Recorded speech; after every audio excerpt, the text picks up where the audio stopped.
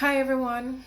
As a healthcare provider and a very concerned citizen, I have to speak on the outbreak that is happening, and I feel very moved to share this on my platforms.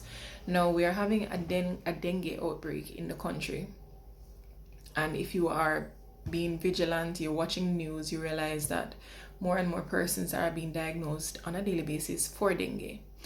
Of course, you're going to be experiencing signs and symptoms such as having a high fever, orbital pain, that is pain behind the eyeballs.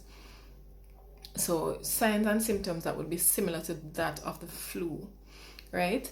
Now, in the case of dengue, which you won't know until you get tested, or if you get tested, which is why we're asking, or you are being asked, to stay away from NSAIDs. NSAIDs are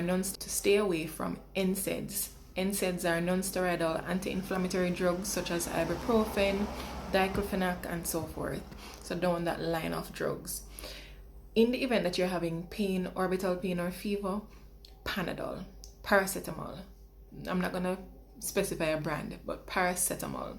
Safest route to go. And of course, you're going to want to go to your healthcare provider.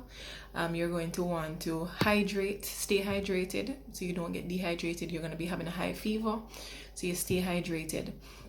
And some of the things that we can do as concerned citizens and in our little bubble, in our little circle, is to clean up our environment. So if you know that you have bottles or you have containers that are catching water, rain is falling now, it's a rainy season that we're in. If you have containers around the place and it's catching water, please ensure that you go around even on a daily basis and pour the water out. As soon as the mosquitoes lay their eggs, they basically breed every single day, lay their eggs, and this is what is causing the outbreak pretty much. So if each and every one of us in our little bubble can do this, then it will multiply across the island. And what do you think will happen?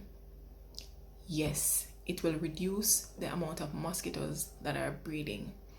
The government, they are playing their part to do fogging and so on, education, educating the public what's happening. But we as citizens, we have to do our best as well in our little circle or our little bubble. All right, so that's just my piece of information. Thank you very much for listening. Please share and also be very vigilant. Watch out for the signs and symptoms. Stay away from NSAIDs because they can cause internal bleeding. I did not tell you why, but they can cause internal bleeding, which in turn, of course, is potentially detrimental.